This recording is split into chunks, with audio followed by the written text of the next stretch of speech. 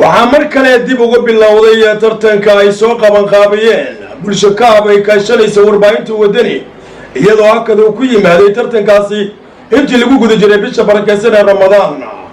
tartankaas oo maanta iskuullada al-ihsaan iyo al-mustaqiim ay isugu hor yimaadeen ayaa waxaa markaasi goobtaana soo xaadirin iskuulka al-ihsaan iyadoo al-mustaqiim ay forfait ku guulaysteen.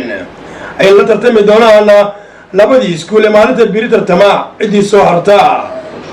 markii uu tartanka soo idlaaday ayaa qaar ka mid ah ardayda iskuulka al-mustaqiim la hadlay warbaahinta wadina cabireen dareenkooda ee sidii u arkaan guusha maanta ay gaareen.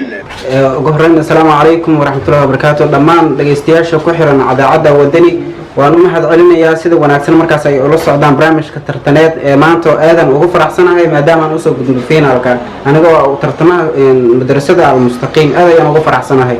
iskuulka aad forfait ka qaadateen aan soo xaadirin waa kuma? waxa aan soo xaadirin oo forfait ka qaadanay waa iskuulka al-ihsaan. aad ayaan ugu faraxsanahay inaan markaas usoo gudbo finaalka ayadoo markaas forfait oo markaas uu qaatay iskuulka ligan oo nala tartami rabay iskuulka al-ihsaan ayaga aan fursad aan soo helin.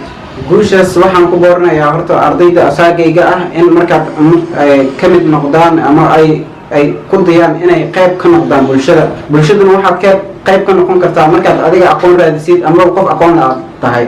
markaad ogaatid adiga horta waxaad tahay kadib ayaad bulshada qayb ku yeelan kartaa misna aad tahay adiga qof aqoon-yahan ah. waxaan kula talinayaa mataqaanaa tartanka ay qabato wadani FM waa tartan cadaaladaysan sababtoo ah waxa markaad aragtid wax ka sheegi kartaa markaad dhex imaatid laakiin markaad dibadda ka joogto oo aad dhehaysid waa cadaalad darro waxba kama ogaan kartid markaad gudaha usoo gasheed wax ka ogaan kartaa.